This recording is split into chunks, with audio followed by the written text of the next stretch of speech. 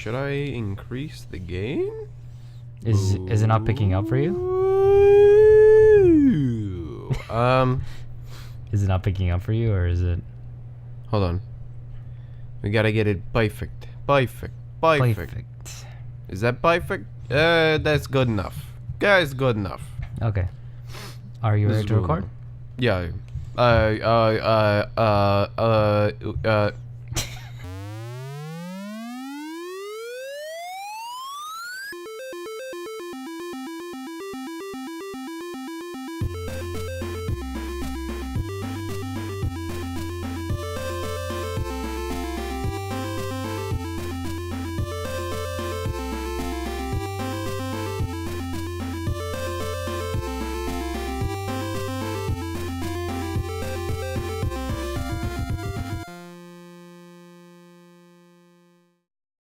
Hello everyone, welcome back. It's fucking episode 7 of PMG. And I am currently running on, I figured out a daily cocktail here. If you mix Red Bull and a liter of fucking Mountain Dew, you can stay awake for long hours beyond your normal bodily means. And that's what I'm currently running on. Of course, I'm always here joined by Andy. Brah, there's a meow in the background. Nice. Meow, she just meowed. Meow. She's so cute. She's So my cute. little baby. She's Little my little baby. Little baby. She's playing with it. She has this blue drawstring. I don't know what it's from. I think it's from a robe or something, and that's her favorite toy. Oh, that's cute. She's I a like little that. baby. I like that. She's a little baby. Ooh. Apologies, I'm so- sleepy. He is. He's a sleepy man. So, hey, everyone. Hi. It's PMG, where we should talk about podcasts, movies, and games. Of course, as per usual, we start with movies, but this week there's not so much about movies, but there is a crap ton about video games, so we're going to go over that shit and what we've been playing, because I've been playing... I don't know what you've been playing, Andy, but I've been playing a lot again. Yet again. I've not been playing much. I see. Well... But should we address the elephant in the room first, or Yes, your stuffy nose. no? What do you want from me? You want? You just gotta stop snorting cocaine. I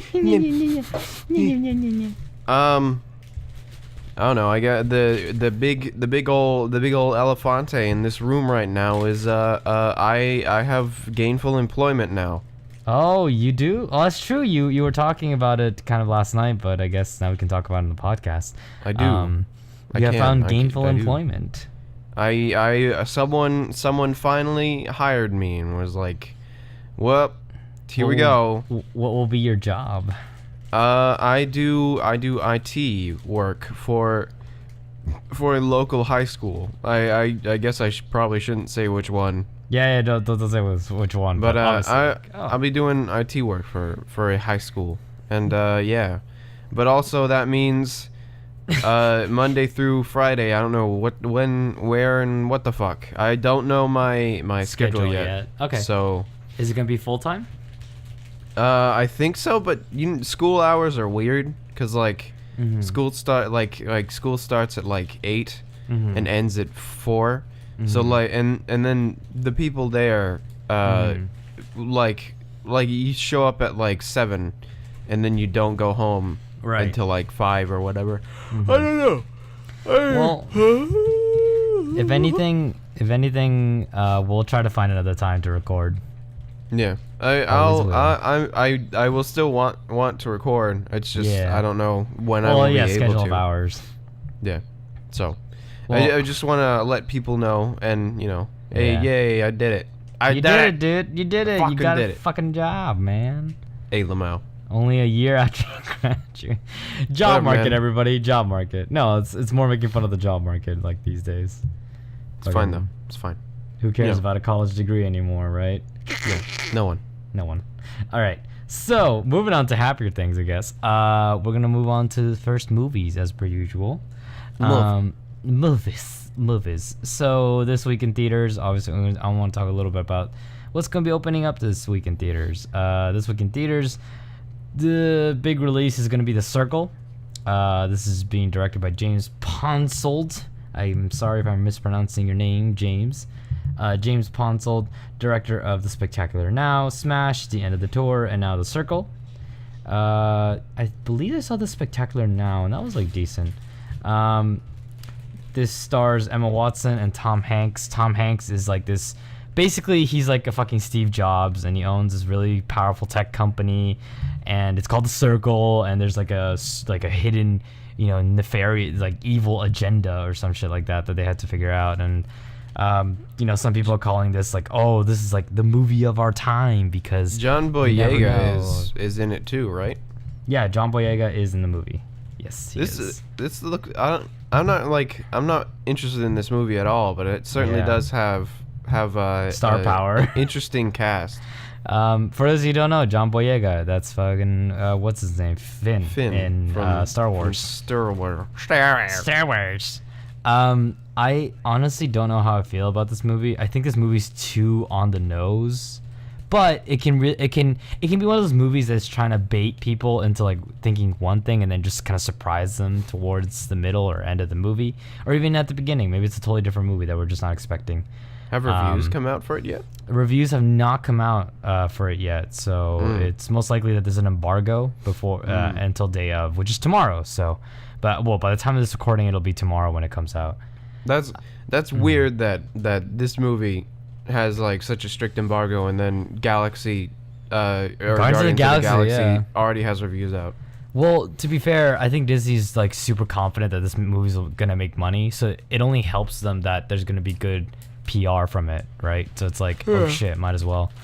But it's The Circle is going to be an interesting movie. I hope that it's good. I really do, because movies like these are always fun. Minority Report, I guess kind of 12 Monkeys, not really 12 Monkeys, but anything that has to do with kind of like a evil corporation movie can be decent. It's just how it's executed is dangerous. What was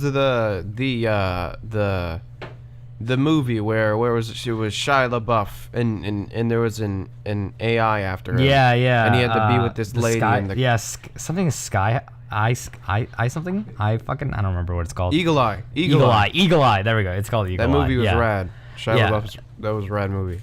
Like I do think that kind of like what's it called, technology fearing movies are interesting to watch just because they do bring up interesting ideas, kind of like movies like 1984 and stuff like that, like what happens when we go too far with technology. And I think The Circle does it. It's just, I feel like The Circle's just coming out too much on the nose that it might be dated, you know what I mean, like a product of the time as opposed to a movie that maybe lasts for a while. That's well, like one of my issues. I just think that like no one's gonna go and see it.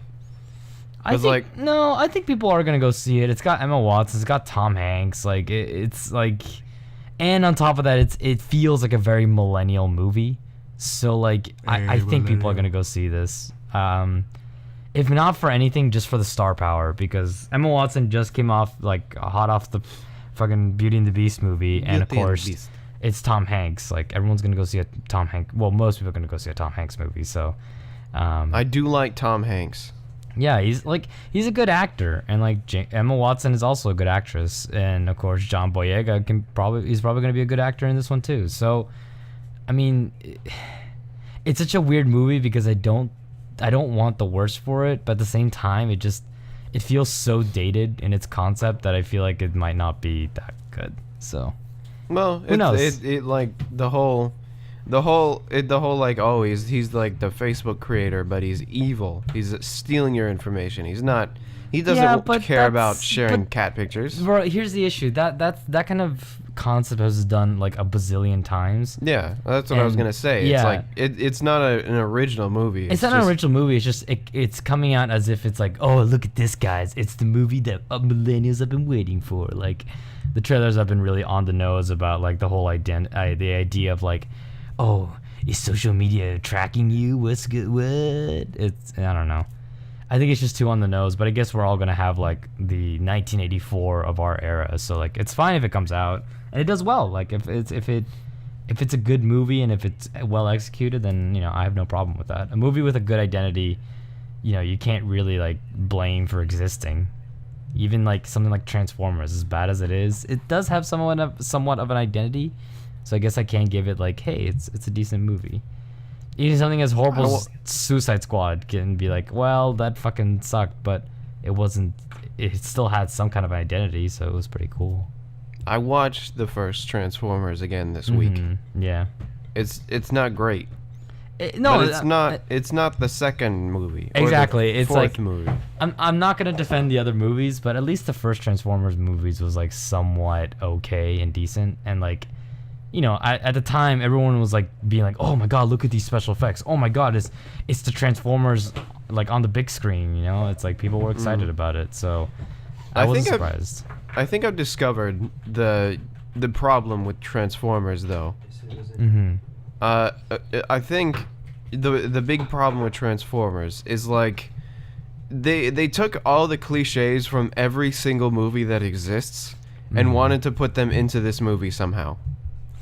Like true. In the first Transformers, there are like 16 characters, all with like their own dumb storylines. Like there's it's only like one-dimensional like quirks too. It's like, what's the matter, Riley? This guy's like it's funny because like they make a lot of like the one-dimensional things. Like, oh, this guy's gonna be like the black guy character, or this one's gonna be like the fucking comedy relief character. Like it's like just, here's Martin Sheen. He wants to protect the world. Yeah. Here's the other guy. I don't even know his name. He's a hacker, but he also lives with his parents, and his dad runs away from the police. And isn't that funny? Oh, and here's Shia LaBeouf. He's the screw up kid who just got his new car. Like, how many Transformer, like, and how many I want to count how many like fucking dick jokes or like jerk off jokes that they make throughout the entire Transformers franchise. No, they're full of them. They're full of them. Yeah, you could probably get like at least 50 or so, I would say, maybe. Yeah, they take characters, they throw all these tropes at them, and then like, I don't know, it just seems like they're throwing a bunch of spaghetti trying to make it stick, and the only spaghetti that stuck was Shia LaBeouf, and then even then he didn't stick that well. Rip plagiarism. But going back to the circle, I hope it turns out well, and I hope it doesn't come out as like a dated concept. I think that's the best thing to hope for. I hope Shia LaBeouf. Wait, no, that's not him. I hope Tom Hanks and Emma Watson and John Boyega are all friends now. They all like to hang out with each other now. I heard Tom Hanks is actually a really cool guy. Like, so like I don't know, that'd be cool. And Emma Watson's of course like the most relatable, I guess. She's become like extremely like everywhere since Beauty and the Beast, so that makes sense. But the other two movies that are coming out this week are going to be How to Be a Latin Lover, which is Ole. I don't know if it's like, I can't tell if it's being like mildly racist or if it's just like not even trying at all. But it's gonna be one of those like terrible we're almost at summer comedy movies that comes out a little earlier than usual because producers realize that this movie's just not gonna do well enough to be in the summer, so we're just gonna release it just before the summer blockbusters hit. So yeah. The cat meows. Hold on. Meow. What's the problem? I heard the Riley. cat meow. Come here, Riley. Come here.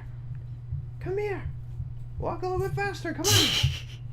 Come here. Let me pick you up. Dude, now we're gonna take a short break with cats. What is this cat? I don't understand cats. She's over there across the house meowing, and then I'm like, oh hey, come here, I'll give you a hug. But then she walks slow as she can, and then she walks past me. I'm gonna sneeze. Hey, sneeze.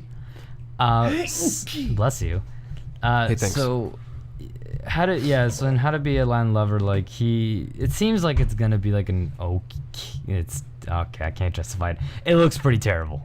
From the trailers alone, you can tell this was like a very like focus group kind of movie. Like none of the jokes made sense to me. He's just like I guess like he's supposed to be a stereotypical Latino lover, but he's old and retired, and people are telling him, "Hey, man, you're old and retired."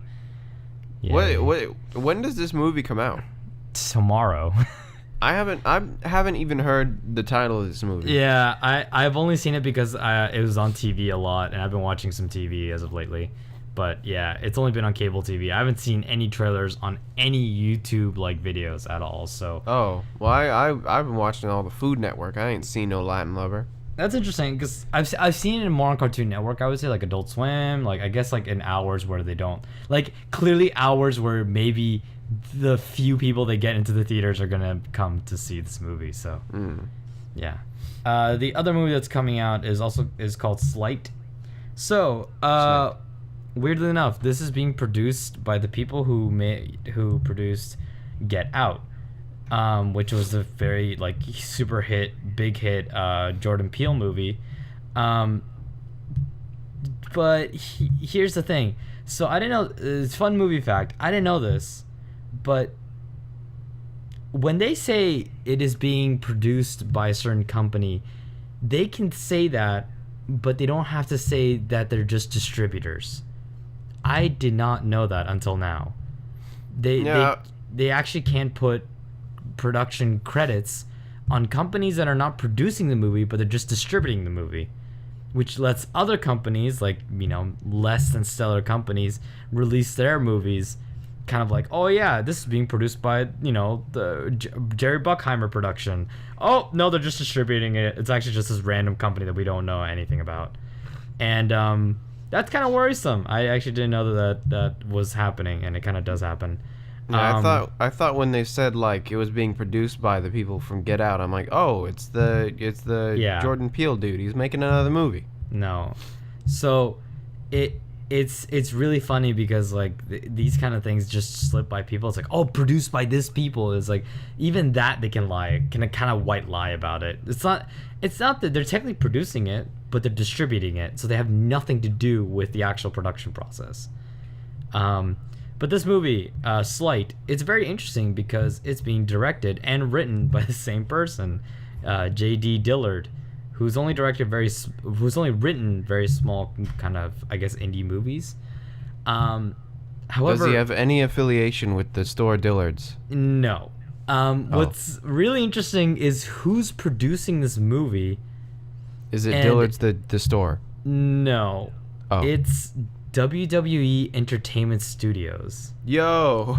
Yeah, but they're not producing it technically. They're distributing it. But the big thing is though, why is WWE Studios even distributing this movie? That's like my biggest question. I was like this week, seriously, like I took some time off this week, just like take like 10 minutes just trying to find what the hell the connection is, and I still can't find the connection.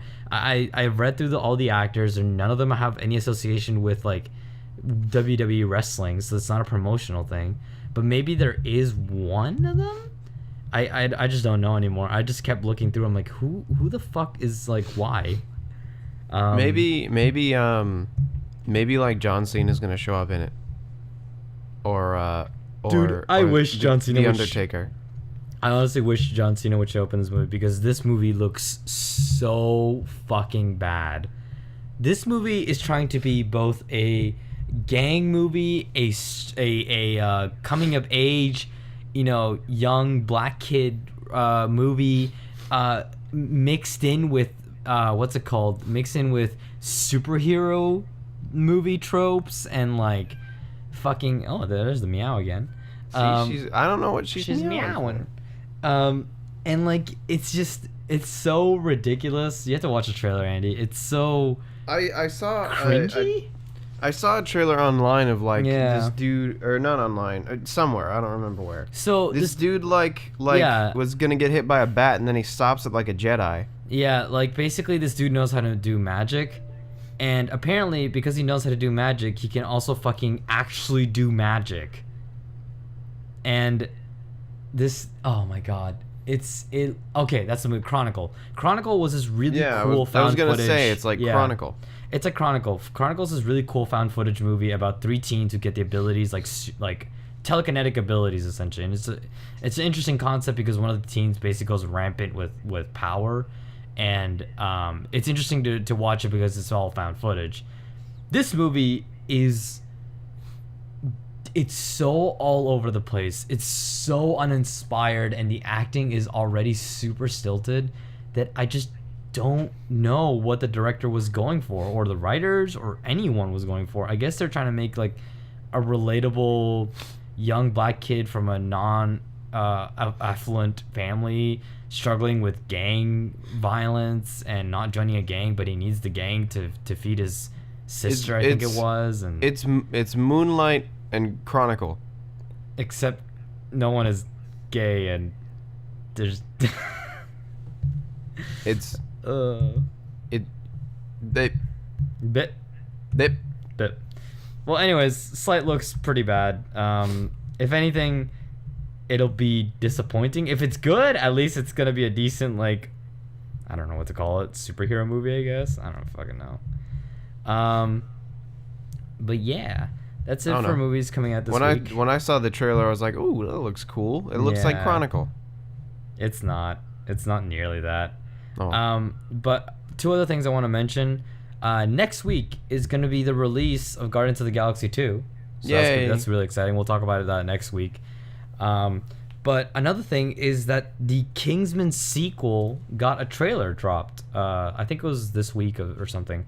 I believe it was this week, because I definitely saw it this week premiere. Saw it this week, but I don't know if it came out last week or this week. But I'm pretty sure it came out this week.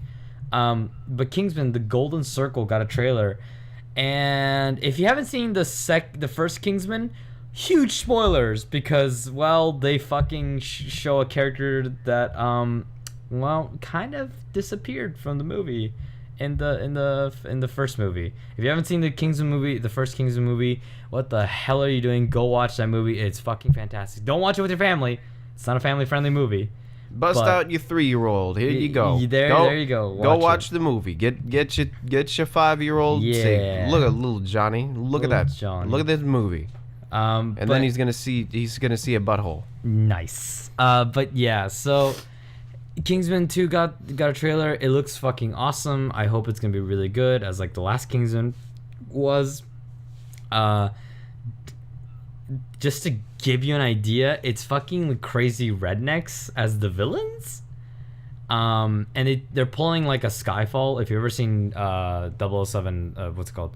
Skyfall. It's just fucking Skyfall. Let the sky fall. If you've ever seen Skyfall, it's essentially that plot, which is like the Kingsman, what's it called? The Kingsman HQ is blown up, and basically all of Kingsman is basically dead, and like there's no leader now, and Eggsy and the remaining members of the Kingsmen are the only ones trying to fight back against basically what seems to be utter chaos. And in the midst of this, a character suddenly returns, and nobody knows how the fuck he comes back, but I'm assuming evil clone. I'm gonna assume evil clone. But whatever. Yeah, it looks pretty cool. Check it out if you haven't. I think he got a nice little bandage, and he put it on his forehead, and he said, "Voila, I'm back. Hey, friends, it's me." He actually wears an eye patch, which is almost equivalent to a bandage. So, matey, I'm fine. Guess fine what, now. Andy? Guess what? What's that? What? It's video game time. Whoa. Video games. Video games. Video. So, first, we're going to go through the news. As per usual, we'll just go through a couple news articles, and then we're going to go into what we've been playing for the week, and of course, radical recommendations at the end. So, not yet. So, first piece of news, Nintendo Switch back in stock at GameStop. So, retailer GameStop announced today that it has received a limited supply of Nintendo Switch consoles, and is selling them at stores across the U.S. right now. So, it seems very convenient that these new shipments come out right around the time that Mario Kart 8 Deluxe is about to come out. So, Nintendo, if you're doing some shady shit here right now, I suggest you stop it and not piss off your customers anymore. I mean, they already canceled the what's it called? The NES, NES Classic. They discontinued I did not know that. That's so stupid. Well, I guess maybe it wasn't selling that well. I don't fucking know what they're doing. No, anymore. it sold like hotcakes. It was just like Nintendo. Oh, it's fake demand, guys. It's fake demand. Fucking Christ. It's called fake- focus groups, guys. We focus group like 5 12-year-olds, and they didn't know what a NES was, so it's clearly not gonna sell. God fucking. I don't know. I don't know if it was focus groups. I think they're just doing the silly like manufacturing scarcity thing. Oh God. Well, the point is the Nintendo Switch is now available for a limited time again, for no fucking reason except for basically forcing the market to have a sense of scarcity. So that's fucking annoying because it's rude, and you might as well just release your consoles as they are and produce your product. Don't try to fucking trick people into thinking that there's less of it. But hey, I guess it's a legitimate strategy in business. It's a legitimate strategy. Like that's what toy companies do. Yeah, toy companies like, always do that around Christmas. Like, oh, get it now before it's all gone. Like they do that. But this shit is annoying. Like it's so annoying. It's Nintendo. Ba-da-da-da-da-da. Well, if anything, additionally, Best Buy and Toys R Us will have Switch units back in stock by the day that, which is tomorrow, Mario Kart 8 Deluxe will come out. So, there you go. You got other sources besides GameStop. Woo. Moving on to more positive news. So, the guys who created XCOM are on a new project, and they're getting it kickstarted on Fig. I didn't know this was a fucking website. But it's called Owned Fig.com. by Double Fine. Yeah, Fig.com. Wait, what? I'm pretty sure. No, Double Fine. No, Double Fine's that's Tim Schafer. No, I know, but I mean, Oh. like, that's what I mean. That's what I meant. It's owned by Tim Schafer, not Double Fine. Fig.com or the. Yeah. I didn't know that. I swear I heard that Yeah, Tim Fig. Schafer Yeah, Fig.com was is the affiliated company. with Okay. Fig.com. Okay. Okay, cool. I had no idea. I'll Google it for you. Keep talking. But yeah, they got a new game coming out, and Andy and I have actually played. Surprisingly, both of us have played XCOM. I didn't know that he played XCOM 2. XCOM and XCOM 2. I don't know if you played XCOM 2, Andy. I have. Okay, cool. Little bit. So their new game is coming out called Phoenix Point, which is, in essence, what looks to be a really, really it looks like XCOM on crack. Like the alien designs are super grotesque, and very like organic, gross. Like, the whole premise looks very, very bleak, if anything, and I really like the idea. It's a turn-based strategy game, as per usual, where you control a certain group of units. What's really cool is that the aliens actually mutate. Apparently, this is gonna be a huge gameplay mechanic in the game, but what they're calling the Pandora virus, which is what's causing like all the basically weird things to happen to creatures.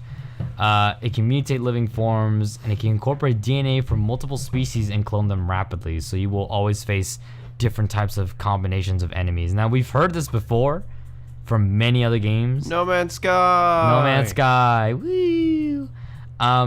But these are the XCOM guys. I trust them since like they've delivered on 2 really good products so far, and doesn't seem like they're slowing down. But yeah, it seems like a lot of the game looks like a lot like XCOM, but it seems like they changed a couple things here and there.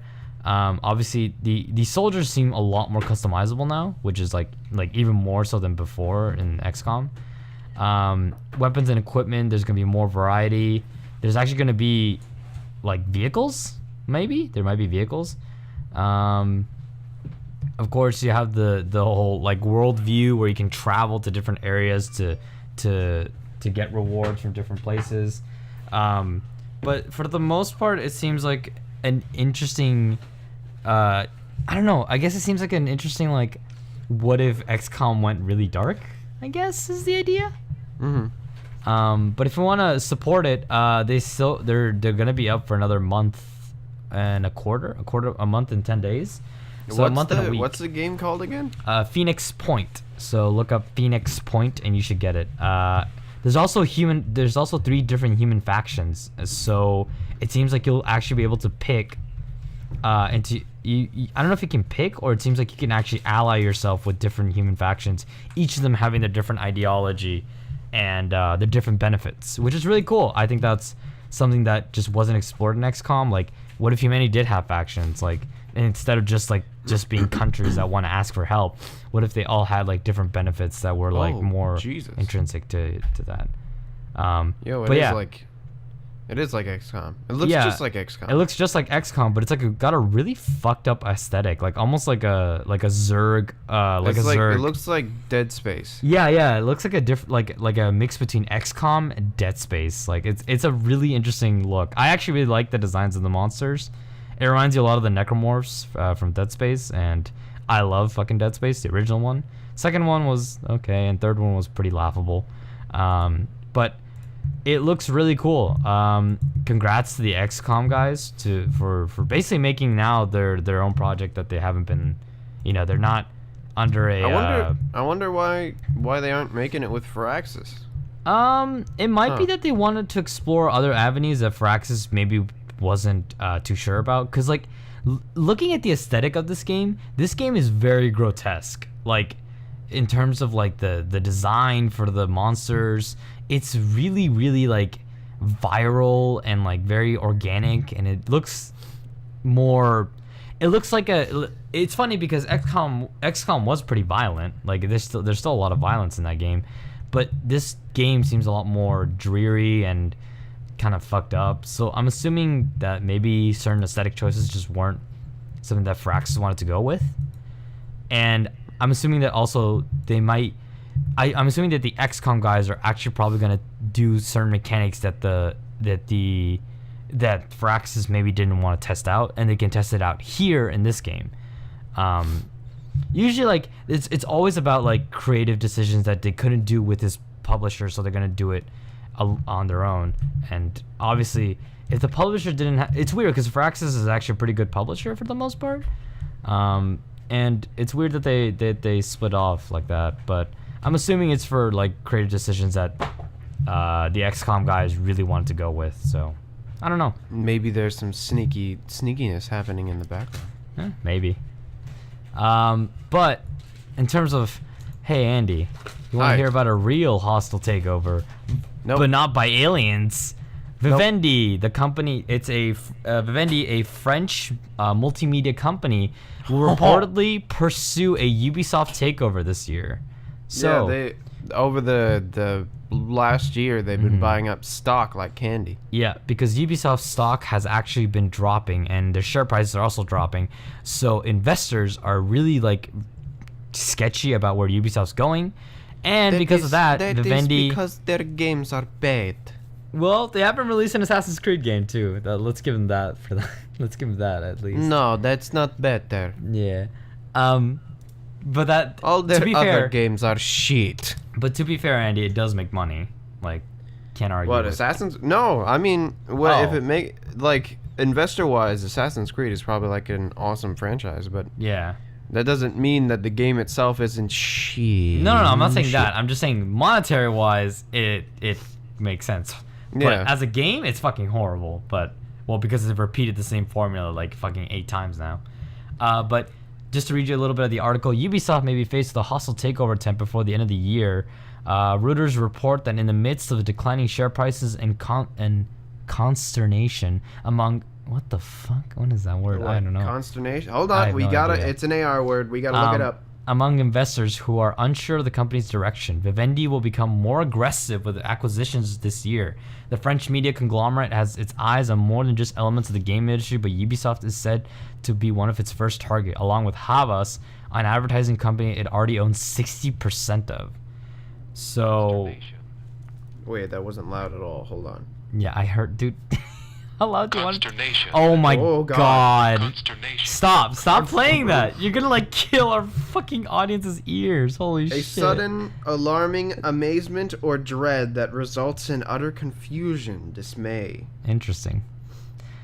It's no secret that Vivendi has been targeting Ubisoft for some time. It slowly acquired more and more shares of the game publisher. In December, it reached the 25% mark. Wow. At 30%, French law would mandate that it would pursue a controlling stake in the company. So, yeah, that's really aggressive. Holy shit, Vivendi. Wow. Yeah, guys. Looks like the only important thing in France isn't just the French elections.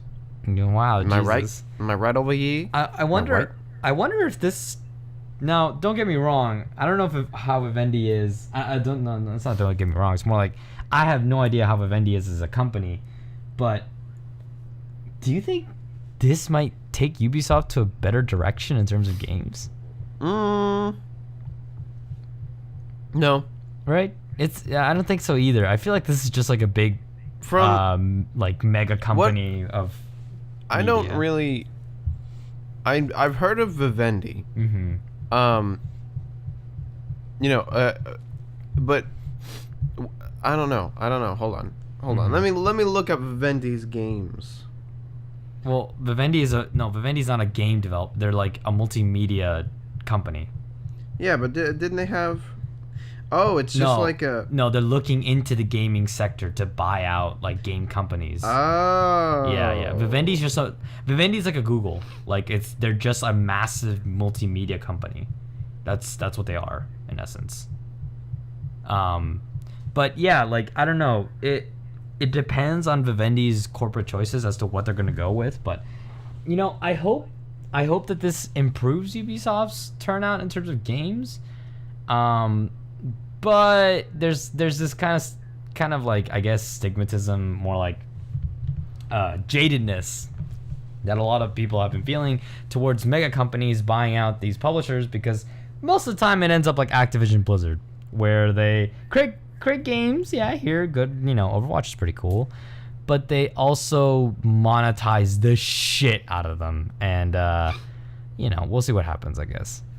I don't think it'll. If anything, I think either they're going to stay the same, or they're going to start making like since they're a media company, they're going to start making like movie-esque games.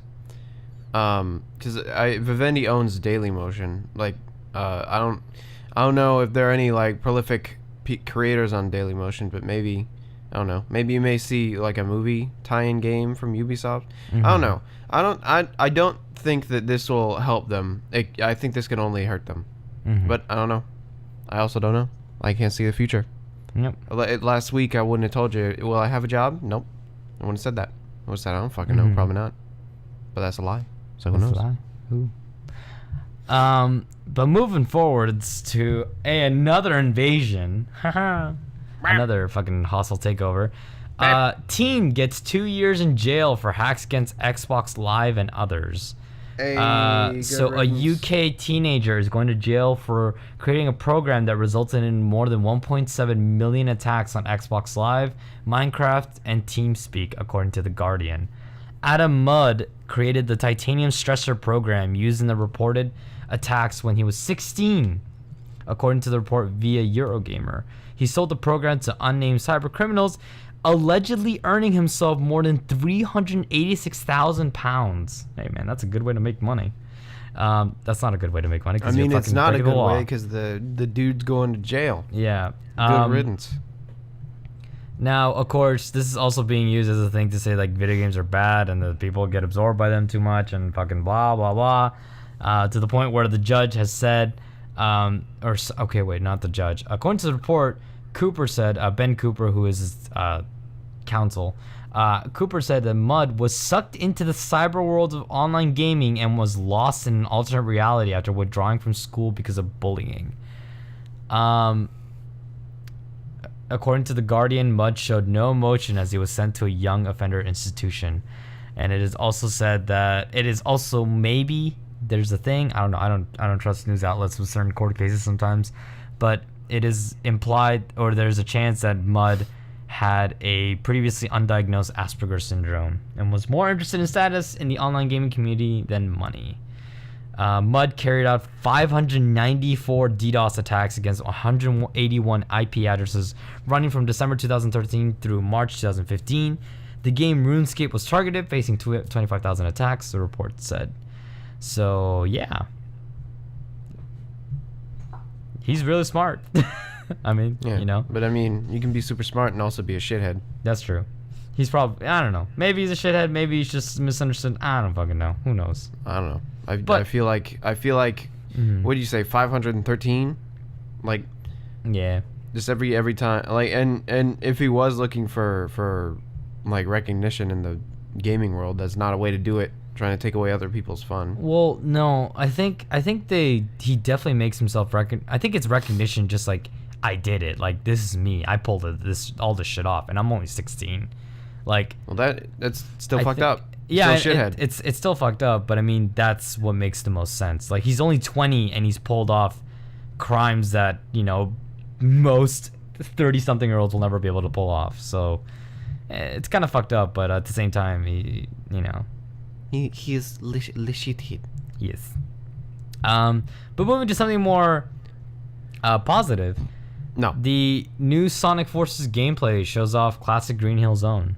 So Sonic Forces, which was a teased game for the Switch a while back, got some trailer stuff, or not, well, first like, I think it's like a minute or 5 minutes of like gameplay and the Green Hill Zone, and apparently it looks pretty freaking good.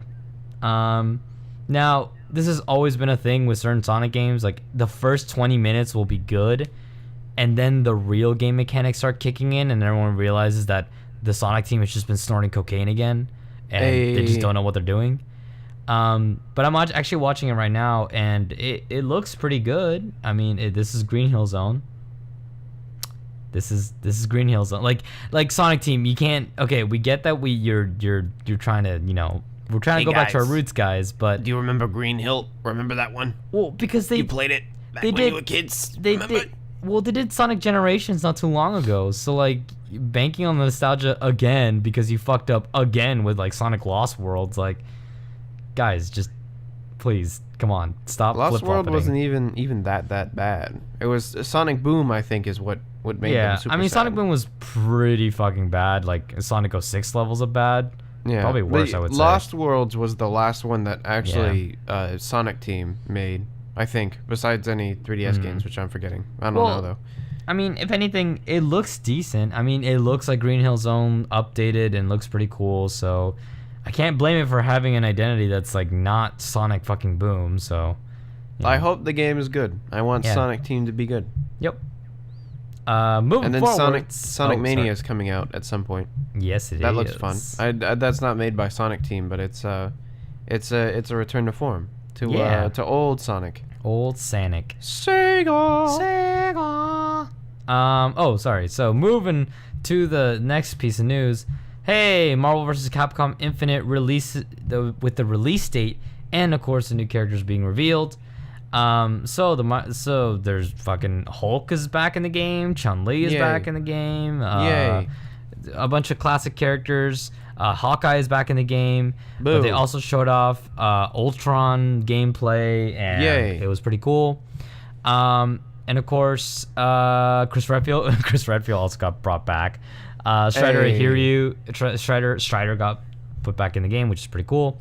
I like Strider. But the biggest thing is the release date. Now, did you hear about this release date, Andy? Nope. September 19th. Oh. Of this year. Pretty soon. It's really, cool. it's dangerously soon. I didn't, like, that's really soon. That's less than half a year now. Like, what the fuck? He was hoping they put out a finished game instead of like they did with Street Fighter V. Yeah, Heyo. I'm really concerned about that release date. Like, I thought this game wasn't coming out for at least like another year, but to come out on September 19th, that means that they've been working on this game for a while now, I guess. But I hope things are finished and they have a story mode, an arcade mode, and everything else is done. Because if they don't, it seems like Marvel will be losing on the video game front to DC when Injustice 2 comes out this year. And then Marvel is gonna be like, "Oh, this was a bad idea. We should never have brought back Marvel vs. Capcom. Fuck you. Fuck you this. guys. Fuck." Bye." But the amount of money Marvel vs. Capcom Marvel will make off of just like tournaments and shit, like, fuck, dude. You could. Yeah, dude. Just bring a good product, you'll make money. Like Disney, you know this. You know this. But that's what Capcom thought for Street Fighter 5. Like, oh, we'll just get it out for the pro scene, but then Well, it didn't sell. I'm not just saying pro scene. I'm just saying like make a complete product so that everyone likes it. You know? Yeah, that's what I'm saying. Yeah. We're saying the same thing. But We're speaking the same language. So hopefully, Marvel vs. Capcom Infinite will be good. Who knows? Who knows at this point? Who knows? Moving on. Hey, guess what? Speaking of announcements, Call of Duty World War II gets announced. It has been dropped, the trailer. Whatever. So this is the new Activision Sledgehammer Studio game. Obviously, this is Call of Duty going back to its roots, back to World War II, where it first started with. And of course, ripping off Battlefield 1, calling it Call of Duty World War II, literally trying to call it like that because they're going back to their roots, guys. If you didn't get that so far. Hey guys, we're going back to World War II. You're gonna like the games again. We trust us. We're gonna do it. Yeah, sure. I can trust Activision as much as I can trust a fucking. Okay, all right, never mind. So yeah, what? It's Call of Duty. If anything, it looks better than most Call of Duties that have come out this year, or have come out. Sorry, that have come out these past 5 years or so. Did you watch the trailer? Yeah, I watched the trailer. I did. And now here's the issue. It looks really similar to Battlefield 1. And it's not just because they're going back to older world wars, but it's almost the fact that it's trying to go for the same aesthetic, I guess, is what they're trying to do. I don't know what they're trying to do. Like at least in the trailers for Battlefield 1, like it was going with like a somber tone and shit. Yeah. With this one now, it's all like it's a somber tone. How many men died? Yeah, we got the job done. And then and Activision's been bragging about like how like this article is like how Call of Duty World War II aims to make war personal. Like, what? So, yeah, they're doing the by the way, they're doing the invasion of Normandy, the beaches of Normandy again. D-Day, which has been done to, like, sorry for the horrible pun here, but it has been done to death. Like this, Jesus. I know it's terrible. But this scenario, as much as it's sad to say, it's been super overdone. Yeah, well, it's the biggest moment in World War II. That's fine, but it's been done so many times now that what can you do differently? Like Saving Private Ryan has done this, probably most famously. Medal of Honor has done this. Call of Duty has done this itself. And it just kind of brings a huge question mark on, like, guys, I know you're going back to your roots, but there's a reason you left your roots. It's because there wasn't anything there left because everything else has been exhausted. Like, you've already done the Pacific Theater with World at War, and Medal of Honor has done Rising Sun, and other games have done like the Eastern War, the Eastern Europe War, which is really cool because World at War. That's the problem. World at War did a lot of the theaters that nobody else covered, and because World of that, at War was rad. World at War, yeah, World at War was super cool. I love the Japanese theater. I think that doesn't get enough attention, and of course, playing as the Russians was really cool, especially the first mission as the Russians, where you're in I think it's not Stalingrad. I don't remember where you are, but you're in I don't know where you were, but you were left with Reznov, and you were, like that Reznov mission. Yeah, that was so fucking cool. It reminded me of Gillies in the Mist from Call of Duty Modern Warfare. It was such a unique and awesome mission that really like put you on the edge, and it's one of those missions that I don't think anyone has ever forgotten. It's a really cool and memorable mission. But here's the thing, like, I just don't know what Call of Duty World War II is gonna do. Like, it's the same thing, At least World War I, it hasn't really gotten that much coverage almost ever. So, if anything, it got more coverage in like artsy games and like maybe a couple multiplayer World War shooters that just never got enough attention. But World War II's been done to death, so I just don't know what they're gonna do with this, I guess. I don't know. I think I would rather see a World War II shooter Yeah. from DICE, just because Hmm. Well, DICE's campaigns always aren't really that good. Yeah, But, I would say Call of you know, Duty's campaigns are better sometimes. Yeah, Call of Duty has like good campaigns, but just like they've been done to death pretty much. Well, I'm saying like sometimes because they did Bad Company, so that was pretty cool. I Yeah. love Bad Company's story. I think Bad Company story is really fucking cool. But the most recent Battlefield the recent Battlefield campaigns like 3 and 4, and then Hardline. Battlefield, the Payday one. Yeah, that was- Hardline. Yeah, Hardline. That was so bad. Holy shit. Yeah, that one didn't have a good campaign, and then what's it called? Star Wars didn't have a campaign at all. Yeah. So I don't know. DICE campaigns, I don't think they're really that great. Yeah. But I seriously don't understand how people underestimate Call of Duty's ability to actually create really cool campaigns. Like, did everyone forget how cool Modern Warfare's campaign was, or how cool World at War's campaign was? Like, Black Ops campaign was actually really interesting, delving into the actual like Black Ops military brainwashing and like fucking just general like experiments that were done. and it had during the that Avatar time. Man in it. Yeah, like it was fucking cool. Like I don't know why people like kind of shit on and just kind of forget about it.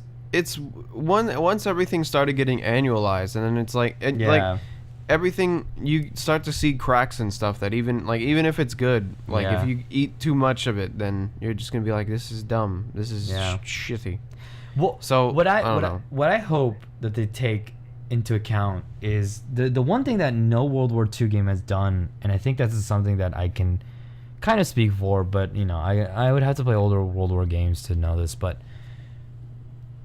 something interesting that's never been done is make war somber, in essence. Like, don't make it exciting, make it depressing. Like, I know it's a weird thing to say, war should be depressing, but if you think about it, all the Call of Duty games have always, well, not always, but the ones that I played have always really made war exciting. Like, when you play World of War and you have Dempsey like run around like a fucking maniac, like a commando gung-ho Rambo style killing Japanese soldiers, dodging grenades left and right. Yeah, exactly. Like when you have that aspect, and when you have shit like Black Ops where like, oh yeah, you're fucking Russian roulette, bitch, it's like everything's like exciting, obviously, but it'd be interesting to see a more somber like Band of Brothers or Saving Private Ryan like way of taking it. And I'm not saying exciting as like don't make the game boring, but I'm saying don't make war don't sensationalize what's it called sensationalize. Yeah, sensationalize war. It'd be a really cool, interesting twist if they made it more somber and depressing, as opposed to like, hey guys, we're the Commando Elite Squad number 540th Battalion. We killed like 80 fucking Nazis, and now we're gonna go kill Hitler. You guys, Nazis for rivers. yeah, like you guys I literally aren't, eat them. you guys aren't what's it called, Inglourious Bastards. Like, don't make it Inglourious Bastards, but make it like, I don't know, make it somber. But if you are gonna go Inglourious Bastards, go all the way. Like, go make it fucking gung ho. Let's go kill Hitler, beat the shit out of Nazis, whatever. If you're gonna just do one or the, like, I would like to see an extreme, because that would be really cool instead of like tiptoeing around it. Because like, I will never forget the opening sequence of Semper Fi of World at War. Like, you watch your fucking like comrades just get like their fucking throats slit in front of you, and it's fucking violent, and it's not very, it's very unpleasant to like watch that, and that was really cool. And then of course you proceed to fucking annihilate their camp with like 5 guys against like an army of like 25, like not even 20, like 100 fucking soldiers. So if they're trying to make it more personal, then make it personal. Like, make it somber, make war not exciting, make it fucking horrifying and a survival game almost. Like, you're trying to just get through the chaos of everything. But I don't know, maybe it's just me throwing ideas out there, but it's whatever. No, let me speak. Let me talk to you. Let me talk to you. At the beginning of No, I'm not gonna let you Battlefield, talk. okay. Go ahead. At the beginning of Battlefield 1, they did something like that. Like, they were you were playing as like I'm pretty sure you were only playing on the American side, but like, no, Battlefield 1, you go into 3 different campaigns, I believe. Well, no, but I mean at the very beginning. Will you shut up? Will you shut up and let me talk? At the very beginning, you're just playing these dudes and like you're fighting overwhelming odds. And then when you die, the camera like zooms out like Grand Theft Auto style, and then goes into a different person. Yeah, I heard about that mechanic. Yeah, and then it's like, oh, geez, this is a war you can't win. And then by the end, spoilers for Battlefield 1, if anyone gives a shit. But at the end of the sequence, it's just one American dude, like your player, and then this one German soldier, like left in the sea of dead bodies. And then they like lower their guns, and we're like, well, shit, dude, why are we doing this? Yeah. So like. That's what Battlefield 1 started out trying to do that, but then it turned into you're James Tank and you drive the tank and you can take 700,000 bullets and when the tank breaks down you get out and you break Nazi faces, you piece of shit. Well, here's James the problem. Tank. In World War One, the Great War, it was a lot less pronounced as to what the villain was. Like, there's been a lot of World War One movies that came out that are very gray in terms of like what the overall morality was. The thing with Nazis is Nazis are very easy to dehumanize. They're horrible people that had a horrible campaign of like genocide and destruction. So it's very easy to make them villains, and it's very hard to make them like, yeah, that's okay. Like in World War II, Mussolini and the Italians, like they were fascists and they were fucked up, but usually you only see the Japanese, which were, you know, like the unstopping tidal wave of like men just coming in and killing people. Yeah. And then the Nazis, who are Nazis. So like it's hard to the Nazis are hard to overshadow in that period. It's you know, when World War One happened, it was the Germans. It wasn't the Nazis. It was the Germans. It was just a bunch of German people. Yeah, the Krauts, the Germans. Yeah, like I said Nazis for Battlefield 1, but it was No, I understand what you're trying to say. A joker. Yeah, it's just like it's such a hard thing to make. Not, you know, so if you know your villain is unforgivable, then make your heroes questionable. Like, question the moralities of the heroes. Like, have you ever played? Okay, this game's become famous for this. Have you ever played Spec Ops: The Line? I played it, but I never finished it. Yeah, Spec Ops: The Line is a really interesting game about morality in warfare. I think Spec Ops: The Line is one of the best examples of the really horrible, like, the horrid reality of warfare. And the horrid reality of what it brings to populations that aren't even involved in the war itself. And it's such a grim game. And I wish war games like Call of Duty would take those risks. Obviously, they're fucking giant, multi-million-dollar making machines. But, you know, with Horizon Zero Dawn asking some seriously like existential questions, that just means that it's so possible for a game like Call of Duty to do the exact same thing. It can try, you know? Like, isn't that a weird thing? I'm like, oh fuck, this is so weird saying this, but it's weird that I want Call of Duty to try. Now that it's got like a, hey, we're going back to our roots, make it different. Like, make your heroes question why they're fighting shit. Like, what if there's like a sequence of torture and like your comrades are all justifying it because it's fucking Nazis, right? And then when you find your comrade tortured, you feel like people are like, oh, well, how the fuck would they do this to our own? Like, do you see how bad the Nazis are? Like, what I'm trying to say is, like, if you can't make your heroes villains, if you can't make your villains heroes, make your heroes a little bit more questionable in terms of what they're doing in this war. I don't know. That'd be interesting. I think that and like that's what they're trying to go for. Mm-hmm. Like I read the beginning of an article yesterday for the campaign, and they're like, your squad leader is James Gunnerman. Yeah. And he's the kind of guy who the means justifies the end. So the end justifies the means. That's so it's like I don't know. Maybe they're gonna touch on more difficult stuff. Yeah, but I doubt it. I hope they go further than that, because that's such an easy out to say that you got a deeper storyline by just going like, oh yes, I'm the James Gunnerman, and I think that killing Nazis is fine because they're Nazis. It's like, okay. Yeah, I think the most you're gonna get out of this is like a movie cliche style, like oh, they're killing us sort of thing. Not really.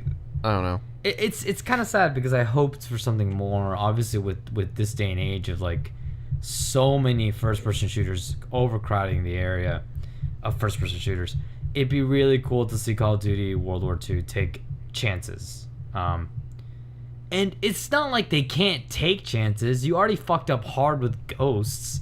They did take chances in that game. The fish moved. They did. See, Ghosts is the example. There was a dog in that game. Where fish. They took no chances, and then they shot themselves in the leg somehow by taking no chances. I have no idea how you do that, but they did it.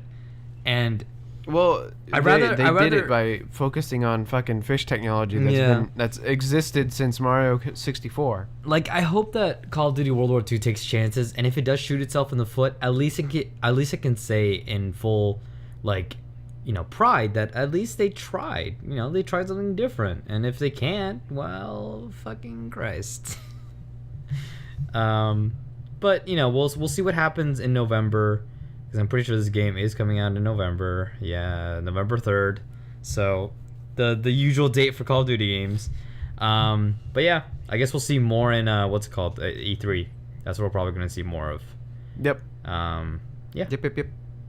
All right. So, moving on. Hey, Andy and I have been playing this stuff, but might as well mention it for those of you who are interested. Have you ever wanted a new Diva skin? Yes. Fucking play Heroes of the Storm in these following weeks, because I will. Heroes of the Storm is having a promotional deal. Well, if you play their event that they're doing right now, you can get a awesome Diva skin, which is a really cool, like, police Diva skin.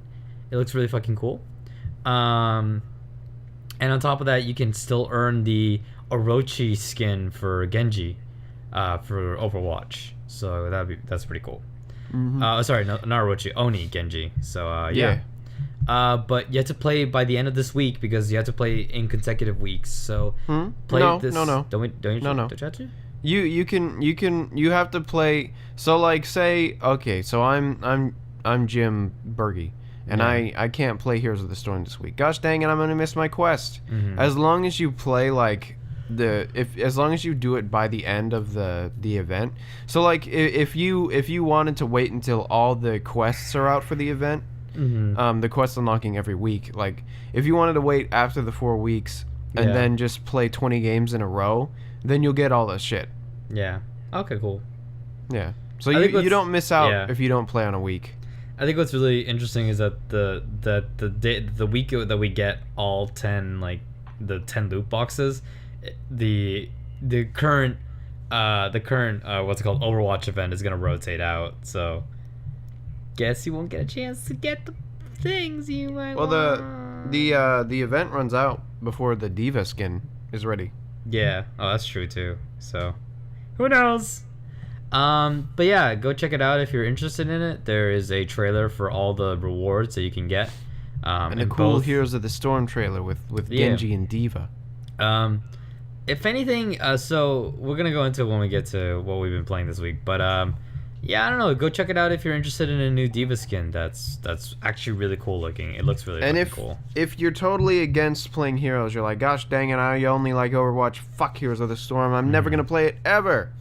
In a future update, the Genji skin and the Diva skin will actually be in regular loot boxes. So like, I don't know. I guess don't feel like you have to play, but I don't know. But they're giving away 10 loot boxes. This is 10 gonna of be them. the easiest way to do it. So yeah. All right. So another a big release that came out this week out of fucking nowhere. I totally forgot this game was coming out. Outlast 2 came out this week. Now I've been watching Markiplier play Outlast 2 so far, And it's so far the same game except it's outdoors. and with what's it called, religious redneck crazy people. Yeah. So GameSpot does like a usual review roundup where they just gather a couple of the early reviews from different journalists, game journalists, and kind of puts them together in one list. So GameSpot themselves gave it a 7 out of 10. IGN gave it an 8.3. Game Informer gave it a 7.75 out of 10. PC Gamer gave it an 85 out of 100. And Games Radar gave it a 2.5 out of 5. So, wow. On average, Outlast 2 is doing decent and well. The first Outlast wasn't like, I think maybe the first Outlast was like 8 or 9, I think. Something between there. 7 to 8, I believe. So it's not too far from the original Outlast. And people were like, "Oh, it for the first Outlast, it was scary for the first 2 hours, but then it became shit." Yeah, the issue with Outlast is it outstays its welcome. It's very, very jump scare heavy, and it doesn't like to do new things. Outlast is like one of those kids where oh, here we go. Outlast is like that indie movie developer who finally found out this really cool way to write or direct a movie, but he or she refuses to take any chances to like maybe the first 20 minutes of the movie that you feel this is cool, like maybe watching a movie in fisheye camera was a great idea. Bless you. Thank you. But then they overuse it and they don't want to go, like they don't want to move out of their spot, you know? And that's Outlast in a nutshell. It really sucks because it gets tired after a while and it's just like, do you have new content? And it's like, no, it's kind of the same thing. You know. And Outlast 2 is no longer, Outlast 2 is not coming out in a void. Outlast 2 is coming out in the wake of Resident Evil 7, which is one of the most, hilarious enough, one of the most critically acclaimed Resident Evil games to come out. And they have very similar mechanics now because now Resident Evil is like a first-person horror game where you walk around with a fucking flashlight and fucking gotta survive the crazy rednecks. What's up with the rednecks? Why is everybody fucking picking on rednecks right now? Why is everyone picking on rednecks? Yeah, seriously, there's a lot of redneck shit that's coming out. I don't know. Donald Trump? What? What? We didn't say anything. What? I didn't say anything. Nobody said anything. You can't prove that. It's not recorded or anything. Nope. Nope, not at all. But yeah, it's an interesting theme of rednecks we're getting right now. Check out your local GameStop for more redneck content on your video games. But yeah, I don't know how I feel about that. Again, I think that Outlast 2 is decent so far. It's nothing too special, I would say. So far, it's just kind of the same thing except it's outside and with crazy rednecks. But other than that, yeah, I don't know. Yeah, I tried watching the Scary Game Squad play through it, but like I was like, this isn't Resident Evil. This isn't fun. So, got him. I just like Resident Evil. Their playthrough of Resident Evil 7 was like funny and weird and like it was scary, but it wasn't like I don't know. Andy I don't coming have out with the claws. Oh, I'm not saying Outlast is a bad game. Kidding. Just me personally. Wow, that spiked ridiculously hard. Amazing. I don't know. I'm not really interested in horror games. Like I kind of just want to see the story and then just like leave. Yeah. But I don't know. In the video I was watching, there's just a lot of like walking around and it's so dark and you can't see like, shit. It's what I don't really like about boring. this, yeah, what I can't see anything. What I don't like about this new Outlast is there's no sense of claustrophobia. What was really cool about the first Outlast is because you felt like you were just stuck in this fucking building, and it's so creepy to have to like squish yourself into those like small corridors or like open a door. It's horrifying because you don't have much room to wiggle. Like you don't have much room to run or go anywhere. It's horrific. And the problem with Outlast 2 is it's wide open, baby. You can fucking swim in the water now. Like, what the fuck? Excuse me? Like the beginning of Outlast 1, when I actually watched it with Markiplier, like there was it started out a lot like Resident Evil 7. Like, or like the demo, I guess. Yeah. Where it was just like, oh, I'm a journalist and I'm going into this building. Yeah. I'm gonna there's some weird stuff happening, and then slowly it starts like getting more and more fucked up. Yeah. With this one, it's like I'm in a helicopter. The helicopter crashed. Oh shit, everything's fucked up. Like, and you know what you gotta do? You gotta go save your fucking girlfriend. Yeah. It just kind of goes from like 0 to 60 like. Yeah. It doesn't build anything up. Yeah. I feel like it's not as earned for shit to start getting weird. Yeah, I think you're right about that, Andy, because honestly, it really does feel like it has no sense of good pacing in terms of a horror game. Now, that's not to say that Outlast doesn't have anything of value or doesn't have anything of like worth. No, definitely not that. But it's definitely Outlast is half the reason why Resident Evil 7 became what it was. Yeah, but I guess it's more like, you know, I'm not gonna be like, oh, I'm gonna sass you. It's more like, you know, talking about Outlast 2. However, you have to remove the fact that the first Outlast did create history, but Outlast 2 should have been a step up. You know, like it should have been a new thing. It should have been a feeling of like this game feels like a sequel should be an improvement of not even an improvement, but just generally changing up the formula enough that the game is still recognizable, but there's new things that just add to the game. They're like there's sequels where they improve on like the past and make something new with it, and then there's sequels that do more of the same. I think this is definitely a do more of the same rather than a improve. You know what this reminds me of? This reminds me a lot about Five Nights at Freddy's 2. Halo. Because at the end of the day, Five Nights at Freddy's 2, what is it at the end of the day? It's a straight same game, except they added a couple things here and there that like basically are very superficial. We added more robots. Thanks. We added more animatronics. Okay. All right. Cool. We added one more door. Okay.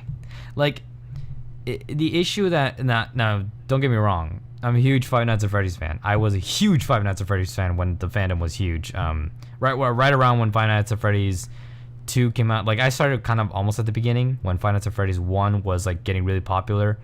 And then Five Nights at Freddy's 2, 3, 4, 5, etc.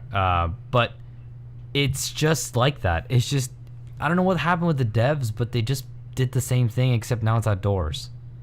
Again, crazy rednecks. Fucking, who knows? It's weird how like Outlast came out and then everyone remembered how to do horror games. Like Outlast reminded people how to do that's horror actually games. True. Like Amnesia, The Dark Outlast, Descent, Slender, and Outlast came out, and then everyone's like, oh, we could do horror games again. Now I'm not saying Slender's a good game, but I'm just saying it just popularized that idea again. And now like it seems like Outlast competition has kind of stepped over it now. Exactly. That's the saddest part when you see like this great originator be trampled on by like the people who basically took inspiration from them in the first place. Like if it wasn't for PT and Outlast, like Resident Evil 7 would have happened, or it would have happened, but it would have been like 6. Yeah, exactly. Which wouldn't have been necessarily a bad thing because 6 is fucking wacky and crazy, but 6 also sucked dick. So who knows? Well, if you're gonna do like a Resident Evil game like that, just make it a spin-off. You know, it's whatever. Like Metal Gear Survive. Yay! But just one more piece of news that just came up that I just literally just saw right now. So, in the last week, we talked about Atlas's thing about the whole like restrictions and stuff like that on streaming. Oh yeah, they apologized. They made a huge apology statement, basically saying we're sorry, we fucked up.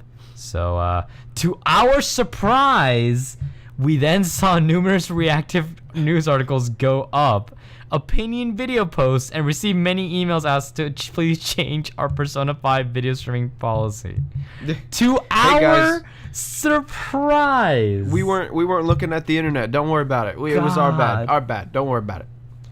to our surprise. Like, How? even Atlas USA, the ones who, like, delivered Yeah. the message were like, This is so a whole lot of Japan bullshit. says- Yeah. God. I'm glad they apologized. Yeah, I'm glad that they reverted back those things and basically pulled the BioWare, but you know. But yeah. It's good. You know what that means? That means Persona 5 has done so well that people are like, we want to see more Persona 5. So in some ways, they created their own market again because they've been restricting it, and people are like, oh, they're restricting it. Well, let's just broadcast it. Maybe So- it was a ploy the whole time. That'd be Hey a- everybody, we're gonna look like a bunch of douchebags, but you can love our fucking game. You loved our game anyways. Well, Persona 5 has been doing really fucking well so far, and I think it's one of the best-selling Persona games, so hey, Persona man. 5 is fun. It Yeah. should. It should be. We'll talk about that when we get to The only yeah. problem I had with it was that fucking Atlas was being a bunch of dicks. Yep. But now that they're not being dicks, Hey, recommending Persona 5. So one more thing after that, because I found that right before. So a game that I'm really excited for that I didn't realize was coming up right now. It's actually coming out tomorrow. Is called Little Nightmares. Andy, Mario I'm Kart 8. sending you the link for Little Nightmares. Little Nightmares. Little Nightmares is what you get if you get fucking Tim Burton, Little Big Planet, and BioShock all mixed together into this great platformer that reminds me of like Limbo and like fucking Inside. I clicked on the link and Discord was like, you shouldn't click on this link. It's You fucking. s- It's you a sending me Steam spam, link. bruh? It's a Steam Sending me link. You spam, see. bruh? You see the store SteamPower.com app. Spam, Alright, whatever. But I really like the aesthetic of this game. I think I might get this game. I really fucking love the way this looks, how it feels. Like it looks like a fucking Little Big Planet, but like a horror version of Little Big Planet, and it's a great kind of horror where it's like distorted things about the world. I love the ways the enemies look. I don't know if you're looking at the game right now, I Andy, am. but I like how like the enemies of the game are just little grabby hands. well, can get ya. that's one of the enemies. you. Have you seen the chef? Yeah, I saw the chef. Yeah. Like, that's fucking weird. But I am really interested in this game. I might get it. I might just get it because I'm really excited for this kind of game. But here's the issue. So, next week, well, I might get this game because it's actually pretty cheap. It's actually not that. It's not a full-fledged, like, $60. It's like $30. $20. $20. So it's actually pretty good. And I do want to support the creators because I think, well, I do want to support them if they made a good game, obviously, but aesthetically already, I am 100% on board with this game. It looks fucking cool. Oh my gosh. What? In the launch trailer, there's a part where the chef comes down an elevator and he's behind you and it's all dark. Yeah. It reminded me of a part in Crash Twinsanity where he's in the ship and he falls down and then the chef comes out. He's a walrus and he's like, "Oh, yummy, fresh meat for my pot." And then he chases you. He's like, "Oh, blah, blah, blah, come back here." I just love the So enemies. it just reminded me of that. It like, I really like the aesthetic. Like, it looks so beautiful. It looks like Inside but 3D and like Yeah. your little raincoat man. Like, oh my god. And then it's like a fucking geisha at I the really end? like the look of it. Yeah, I love the look of it. It really reminds you of like yeah, it's a kimono woman. Is she it's gonna? Oh no, she owns the burly men. Yeah, like and it really does remind me, like you said, Andy. It really does remind you of like Inside. It looks so fucking cool. I wish there was like a collector's edition with this, and you can get like the figure of the actual like main character, or like Like the little raincoat man. yeah, or like you get a raincoat man and the chef. Like I love the chef. The chef looks so fucking stupid. I love him.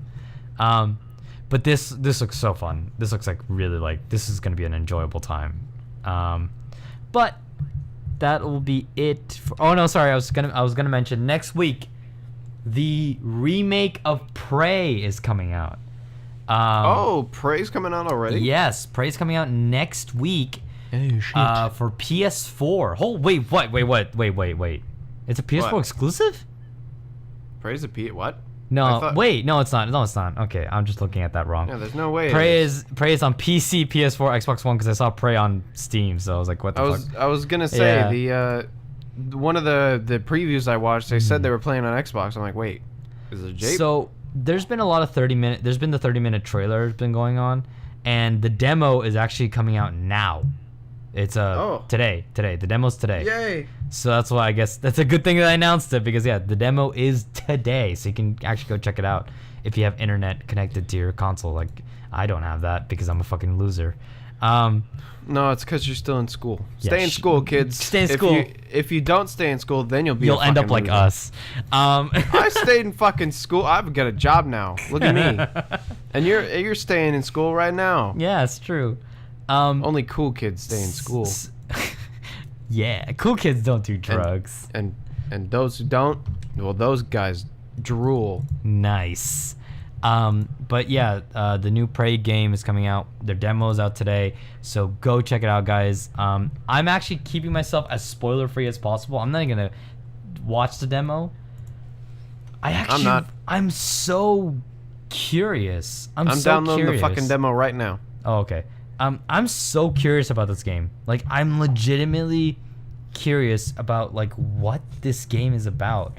The game has been. What's there to know be about game? There's evil black monsters and you turn into a coffee cup. How you doing? Like, this game has been. You know what's been giving me vibes of? It's been giving me BioShock vibes, and that's what I'm excited for. Like, it looks very Dishonored. Sci-fi, a sci-fi like BioShock would be fucking awesome, and like the whole monsters thing and like the ability to like.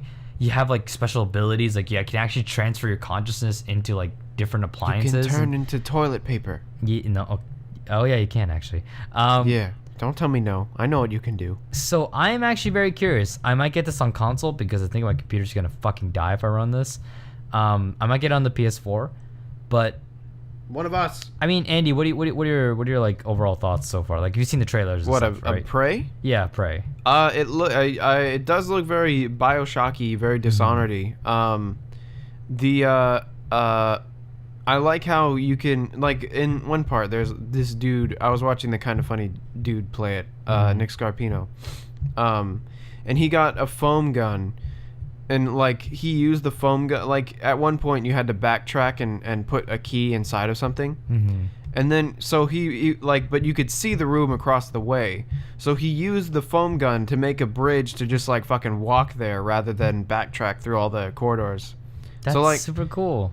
It's interested got that puzzle to see. Element. Yeah, I want to see how its puzzles are and, like, how it uses the world and stuff. I want to see this whole, like, because, like, the first trailer showed, like, a kind of, like, a Groundhog Day effect.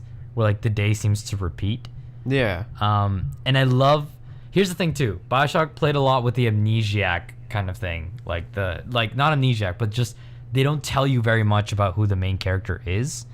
So it seems like you're at the center of all this, but you don't know how you're involved in all this. Yeah, like the trailer ends with like, "Hey, Morgan, it's me, it's Morgan. Me, you. Are you having a fucked up day? 'Cause I sure am." And then it like ends.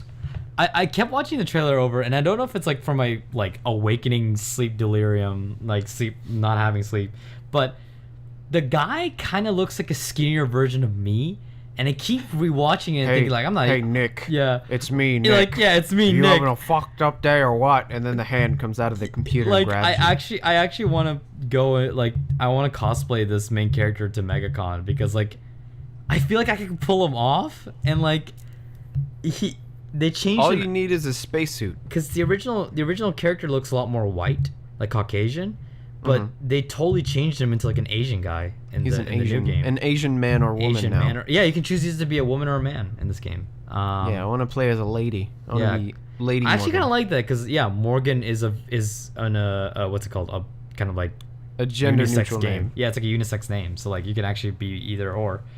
But yeah, I like it. It looks really cool. It looks like what's it called, System Shock. System Shock, if you guys don't know, is the original. So Irrational Games made System Shock, and then BioShock was the spiritual successor to System Shock. But a System Shock was essentially BioShock in space before BioShock happened. In space. And I'm hoping that this is the modern version of System Shock, because there is a System Shock remake in the works. It's under development right now in Kickstarter, but this looks really fucking cool. I love abandoned derelict stations. Like, there's something so... I love it because ever since like Dead Space, yeah, ever since Dead Space, oh my god, I love that environment so much. It's so creepy and atmospheric, and it's great. I gotta say, there's a little too many lights and overall too many colors for this game to be creepy in that sense. But, no, more colors, more lights. But I think it has that industrial sense. Like, make me scared while I'm standing in the middle of a brightly lit room. That's how you do it. Yeah, that's how you do it. If you can pull that off, if Prey can pull that shit off, oh man, that'd be so cool. Now, let me know it's coming at me and still be scared. I hope that Prey is as isolated as BioShock is. Like, you only get to see like maybe one or two characters. Now you do see from the trailer, there is like a kind of like a scientist character who seems to tell you what's been going on top of yourself, I guess. But I hope Prey has like an interesting story and that the game mechanics actually work well and they're not just like really annoying, like, all right, I gotta shoot this guy by like turning myself into a fire extinguisher. One thing. All right, now I gotta park this fire. I gotta become a fire extinguisher. Yeah. The one thing I wasn't really keen on was in the little demo was like the melee combat seemed kind of boring. Like it's just like the little black things were hopping around and then he just bashed them to death with his wrench. So I don't know. Well, no, but that was was really early on combat, so maybe you get like a cool like laser sword or an explosive gun or some shit. I don't know. And what I'm wondering is, in Dead Space, it was pretty clear that they were really pretty advanced into like spacefaring technology. Like, it was an entire colony of people, but in Prey, it seems like it's a space station that's done for research, but also it doesn't seem like it's very like colony like centered. So have you seen the beginning of the game? No, I've been kind of spoiler free entirely, so I will be quiet then. Okay. Because the beginning of the game is really fucking cool. I actually that's what I'm saying.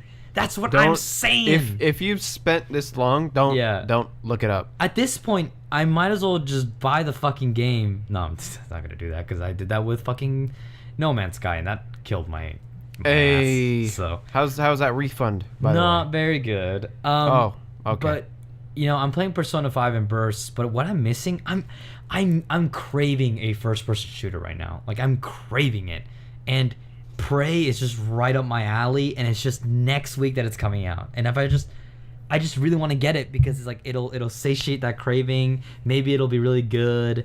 And if it's not very good, well, fucking I hate myself. But so you could just go play Dishonored again. Yeah, I could go play Dishonored again. And honestly, like, I gotta say this. So far, it's been a really good year for games. Like, really fucking good. Like, we got a good Resident Evil game after, like, mediocre shit. Horizon Zero Dawn was fucking fantastic. We got Persona 5, which is fucking fantastic. We got Yakuza 0, which is fucking fantastic. Fuck, I can't think of Zelda games. Zelda was fucking great. I haven't played it, but I heard a lot of people Zelda's like Andy. Fucking great. Yeah, Zelda's fucking great. Like, we've gotten a lot of really good games, and I want to keep this train going. I want to keep it going, man. Keep this gravy train rolling. And Outlast 2 has been decent, or it's better than just a shitty sequel. It's been pretty good so far for the most part. I mean, there have been like dickhole games that have come out, but the great there have been some really really amazing games. But for so far consistently we've been getting some really good fucking games.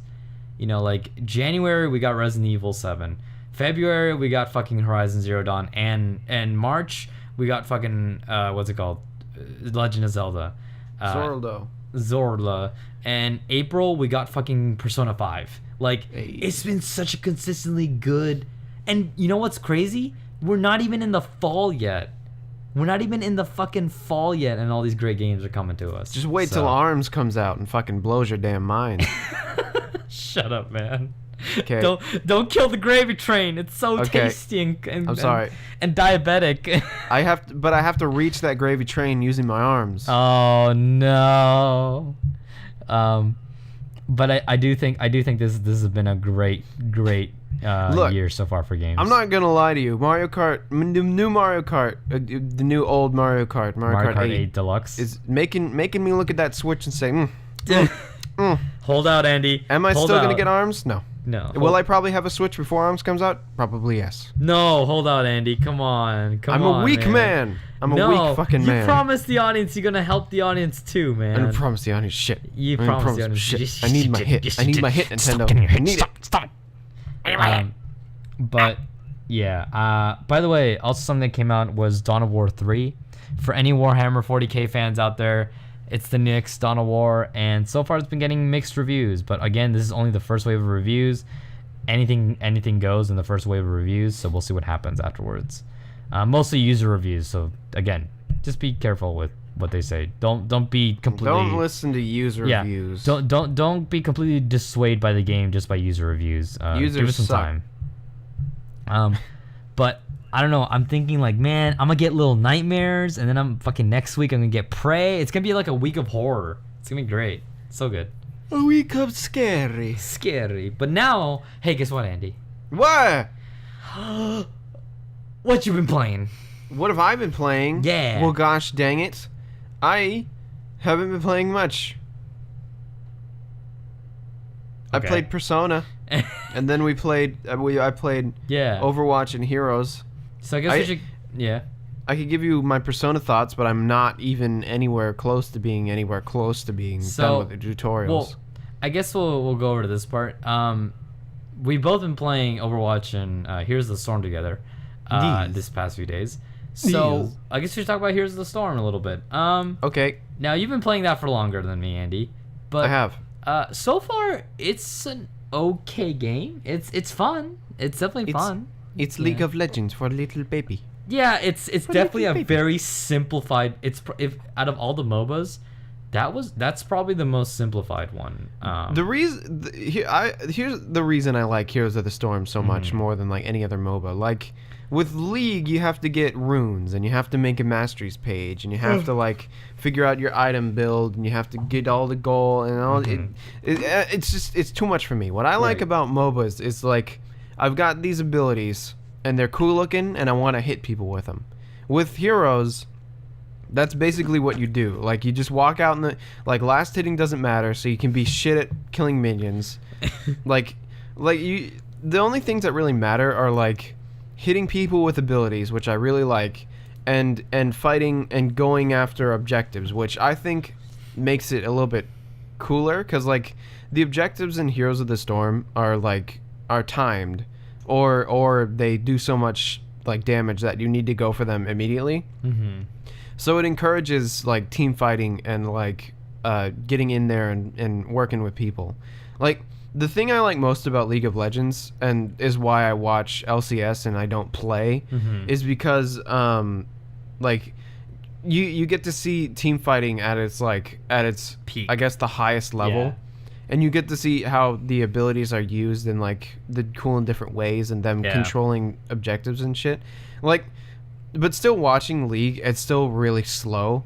And not like I don't know. It's not slow, I guess. That's a bad term to use. It's just for me Heroes of the Storm is simpler and does like what I like about MOBAs faster.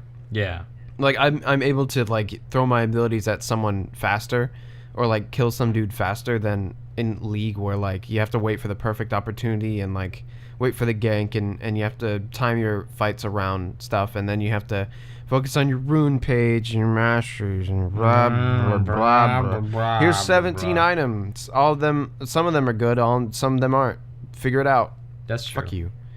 No. Yeah, I mean, yeah, it's definitely a mechanically lighter game, and I can't fault it for that because you know it's attracting a different audience. It is for little children, for easier players. I do like what it's doing as a MOBA. I think it's a fun game.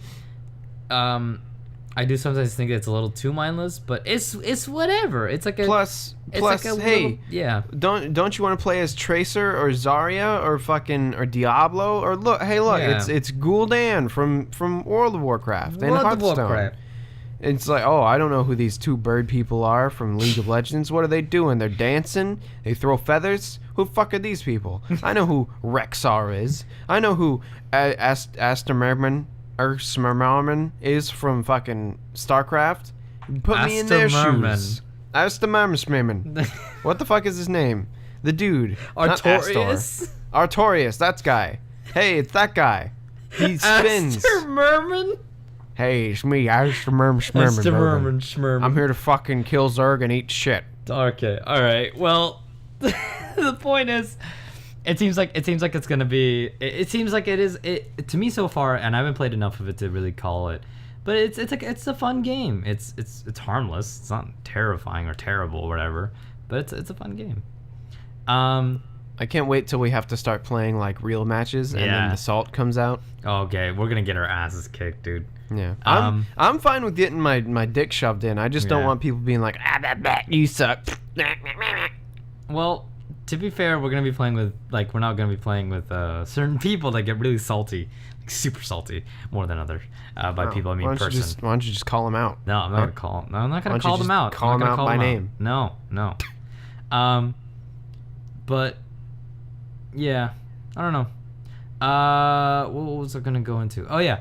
And I mean, like that was us. We played that. Oh yeah, and I wanted to talk to you about Persona. So Oh wait, before we go on, yeah. just the if any people out there play Overwatch, the event ends on May 1st. So yes, go get your start boxes. buying your shit. Go get your boxes if you want skin. If you want skins, go get your boxes. Something I don't like about Overwatch, or Heroes of the Storm. Currency system is stupid. It's so stupid, but it's whatever. That's whatever. It's Just monetization. You know, like people, our friends say that we're similar, but like I like loot boxes. I like opening them. No, I like loot boxes too. I just don't want it to be. If I want to buy a skin, it'd be nice if I could buy it. No, just let me open the box. Jesus Christ. Yes. You can buy skins in Overwatch. You just have to use like you can buy skins in Overwatch. You just have to buy 18 fucking boxes to get enough gold to buy the actual skins. I know. I'm just saying. All right. Well, moving forwards towards a really nice. Loot crate. There's like $12 of value in here. No, it's Nerd Cube. Oh, what's it called? Avengers brand hot dogs. They got green in the center. Got bad in transit. I'll never forget that shit. Persona 5. We've both been playing it. I've been playing it probably a lot more than you have, Andy. Yes. I'm on hour like 17 or 18, I think now. I'm on hour 4 probably. Yeah, you could be almost done with the tutorial. I don't know. I got sick again over the week, so I wasn't really feeling like playing Persona. I felt like I wasn't really gonna pay attention. I burst played another Persona session and I beat the second boss now, so now I'm on to the third guy. And the story's getting kind of interesting. I don't know, I kind of like it. But you have to play that game in bursts because fuck me, dude, that game absorbs your time, which is why I'm getting Little Nightmares and Prey because I need a new game to play. Again. I'm so excited. I keep rewatching Little Nightmares trailer. It just reminds you of fucking like BioShock, but like Limbo, like inside version of BioShock. Don't get too hypey, my son. What if it sucks? If it sucks, then I'll tell you it sucks. Okay. And then I'll be sad like No Man's Sky. But it's only $20, so at least it only got $21. No Man's Sky. Hey, remember when that game was $60? Nice. But I've been playing a lot of Persona 5 for the most part. It's been a really fun romp. I don't know how people play it in like 50 like 20 plus hour sessions, like streamers and shit. I don't know how you guys do that. That shit's fucking ridiculous. But I do really enjoy the game. I think that it's a fantastic game, and it has a lot of cool mechanics. Sometimes it has cringy writing, I will admit. Not the best writing sometimes. And the pronunciation of some characters' names don't make any goddamn sense. Is it Sakamoto or Sakamoto? Actually, who knows? What's really funny is I met Matt Mercer's character in the game. That's that guy. He is such a creep. Holy fuck. He's such a weird kid. I hate it. He's the anime brag boy. Like, he's like clearly you don't understand my destiny, Matt Mercer. But I have a weekly show called Critical Role. Yeah, exactly. Like, oh my god. But I don't know. It's actually really nice to hear his voice. Like, it's like the one voice I recognize in the entire game. Yeah, it is. I heard Taliesin in a couple places. Taliesin Jaffe, Percy from Critical Role. Oh, Percy. Oh shit. Yeah. I didn't know that. There was one point where is she like random voices in the game? Huh? Is she like random voices? Oh, okay. He did two characters at the same time. They were talking like he was this dude in the bar talking to Sakura-san, and he was like, "Oh, gee, did you hear about the fucking the trains going all wacky?" Haywire? And then the news turned on, and then it was him again. It's like, today another train goes completely wacky. That's actually. And then he's like, "Whoa, that's crazy! That's me on there in that box over there." That's actually really funny that you can recognize voice actors like that, like just so fast. That's how I roll, son. No, because it's really funny because you're like, wait, that's just the same guy again. Like, yeah, I've heard Matt Mercer a couple different times on different characters. Like it's true though, but JRPGs love to reuse their voice actors because it's just a lot cheaper. There's so many in-game characters, and the people from Critical Role are all the RPG staples. Yeah, I heard Liam in there as well. Really? Yep.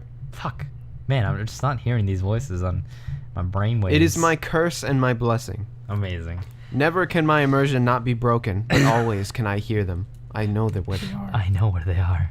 I hear them. I hear them in my brain. I hear voices in my head. Holy shit. But I think that's all I've been playing so far. I haven't gone back to Steam in a while. Let me just double check here. I guess not really. Not really actually. I've not gone back to it very much. So I'm going to play Splatoon soon. Woo! I feel the split. I feel it growing. Nice. I'm gonna unless I actually do end up getting that Switch, in which case I may wait because I want to play Splatoon. Don't get the Switch yet. I feel the urge. You're such a weak man. It's inside of me. Stop it. Don't fucking go get. Don't do that. Don't do that. Don't do that. Don't do that. Don't do that. Look at that cat over there. We're gonna kick you out of Discord for a while if you do that. Look at that cat. You can't say that. Yeah, dude. You're not the owner of the Discord. Dude, you sold out. You sold out your fucking values. I'm a sellout. I don't give a shit. I do what I want. Well, at least you're honest like Jesse Cox. Yeah, that's how it goes. I'll sell out happily. Well, the point is, don't get a Switch yet. Don't get a Switch. People out there who are still staying strong, don't get a Switch yet. It's a good idea to wait for Christmas, but doesn't it look nice? Doesn't it feel nice? Here's the issue with so many cool games coming out like that don't have to do with the Switch. I kind of don't want to buy a Switch yet. I'm so busy with so many other fucking games. I feel you. Don't get the Switch, Andy. Don't do that. I cannot say whether or not I will have a Switch. Oh my god! He can't resist the temptation. I'm a weak man. Nintendo has its hooks inside of me. He's such a weak man. He's such a weak man. It's like that. I was telling Adrian the other day. When I was a child, I was given the GameCube, and Nintendo was like, "Look at all of these, Luigi's Mansion and Super Mario and Double Dash. Look at all of these. We're Nintendo. We're indoctrinating you, small child." And I said, "Oh boy, I certainly do love this big old cube I can bash myself over the head with. Fucking put that cube on me." Now that I'm older, I see, oh look, it's the Wii. I bite that. Oh look, it's the Wii U. I bought that. It's the Switch. Hey, I'm a Nintendo console. Don't you want to buy me? I hope someone fucking makes like if we ever get enough fans, like if someone actually fucking makes fan art of you just like with a fucking GameCube stuck to your head. This has been here since I was 6. Yeah, like what if it's like an alternate? Like what if you had like multiple Andys, and each of them have like a different quirk about them? Like one of them just like has like a GameCube just as like for a head, and like It's like Morty with the hammer for a head. yeah, exactly. Like the different Mortys with different breaks, and it's like the different Andys. I'm sure in the multiverse there are Andys out there. In the multiverse there are Andys out there who have the Switch already. Yeah, and they're probably dead. Good. I better buy the Switch now then. Oh god damn so it. then I end up dead. Nice.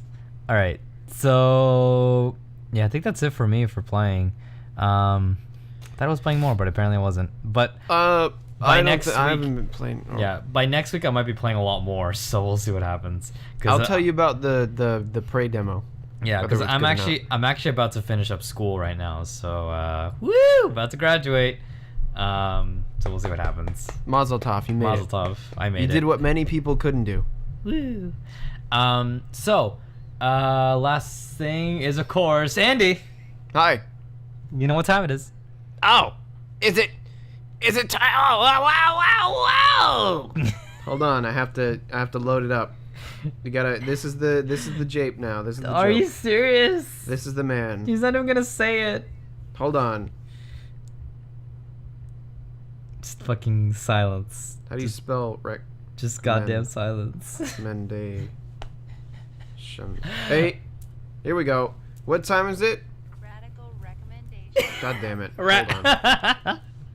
It's time for What Brett. time is it? Radical recommendations. Oh, gee, what's that in Bengali? Oh my god.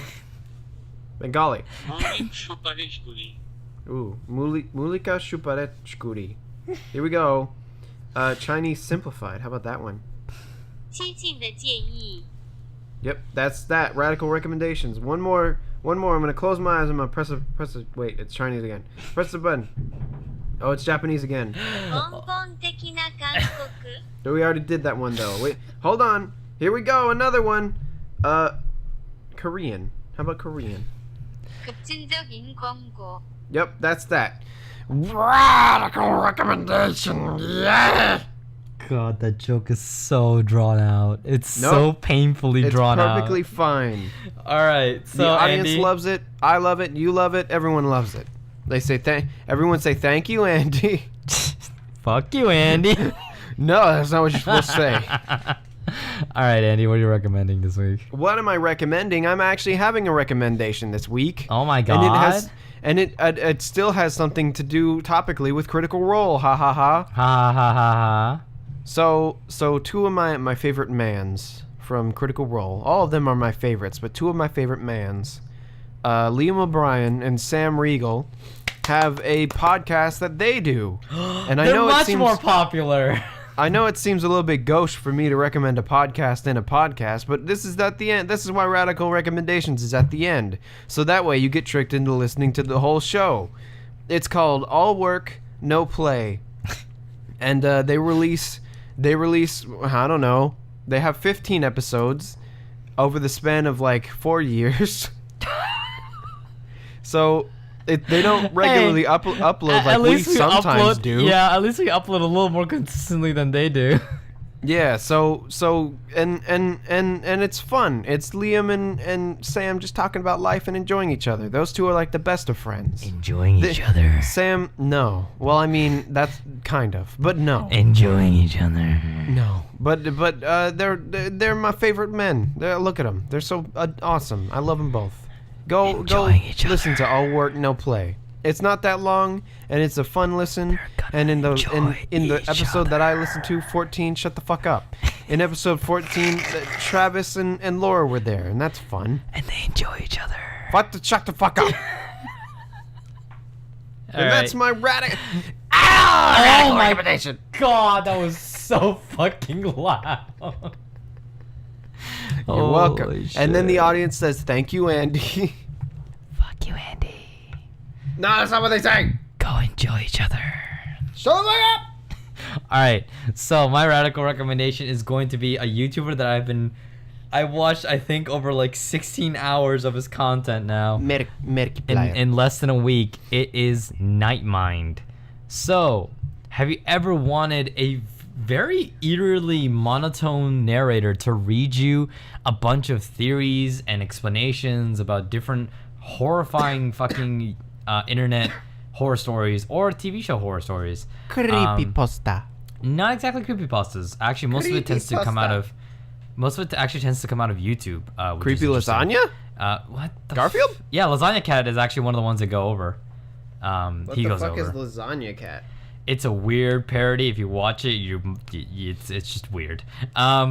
So yeah, Nightmind, a fucking fantastic channel, all about horror and like, horror and thrillers. It's great. It's a great channel. I watch it. I've been watching it religiously right now, going through a lot of his content.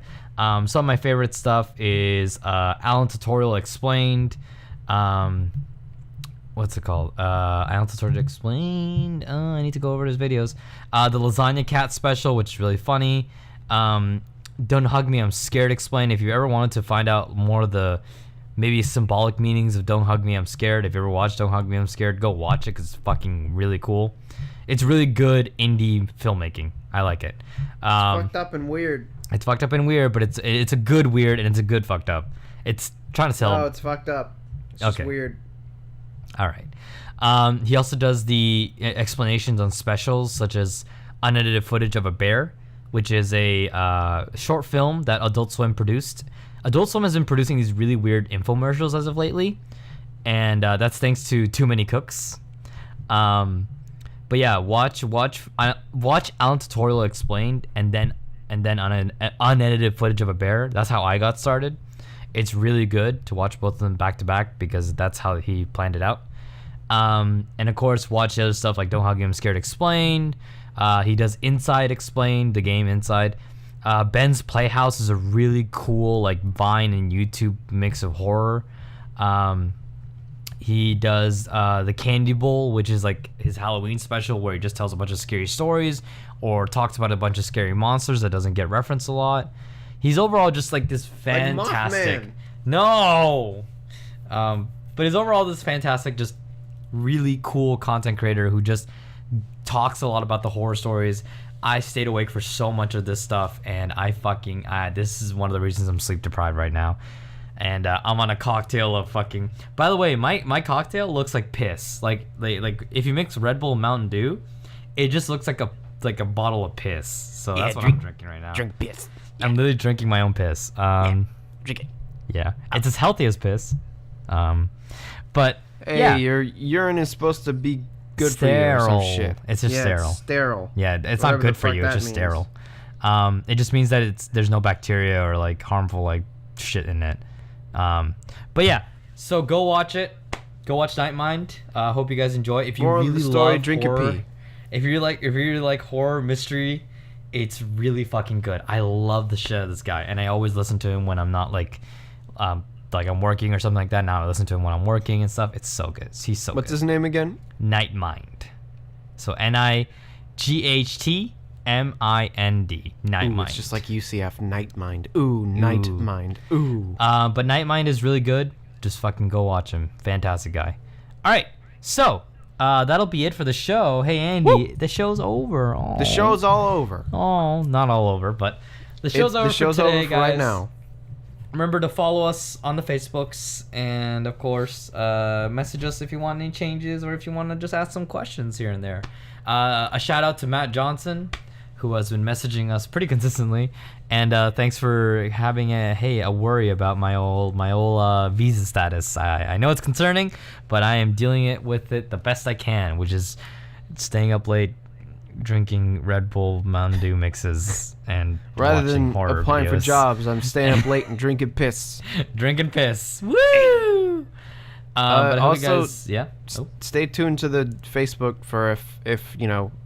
I'm not starting the job like just yet, but Yeah. very Stay soon. tuned for the updates. So- We might change the schedule of uploads. Yeah. It's not like we've had an inconsistent schedule so far, but And if we miss a week, bear with us. Yeah, bear with us, please. It's just transitionary stuff. He's trying to figure out which country he's gonna be staying in, and I'm trying to figure out whether my life. I would is over. say in the next 3 or 4 weeks, things are gonna get really, really tentative. Like, we don't know when we're gonna upload. We don't know when we're gonna be consistent about uploading.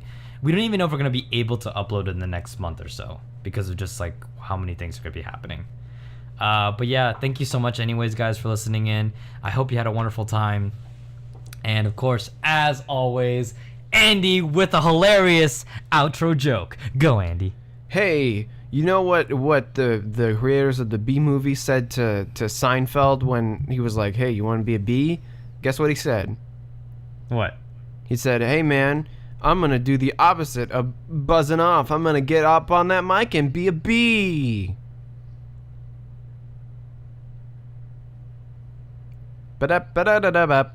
Amazing. I almost passed out right there for lack of sleep. Woo! All right, guys. Thank you so much for listening. And of course, we will be hopefully back next week. But again, everything's really tentative right now. We're not quite sure how things are going to turn out. But I hope you guys enjoyed the show. And as always, please have a wonderful fucking weekend. Stay safe. And of course, as per usual, go play games and have fun with your life. Have a good, fun life. That doesn't mean you're gonna die. It just means just have a good, fun life while treat every day like you're gonna die the next day. Yeah, it's not like we're gonna go murder you. Treat every day like Nick and I are behind you with an axe, saying, if you don't enjoy your fucking day, you better watch out, pal. You better watch out. My computer went to sleep. You better like what you're doing. Otherwise, we're just gonna. We don't need any gosh dang dead weight. And then we're behind you all the time. We're looking. That was a lot funnier of a thing that is to be said than the B movie thing. Oh my god. This is my intention the whole time. Thank you very much, guys. And of course, stay wonderful. Bye. Bye.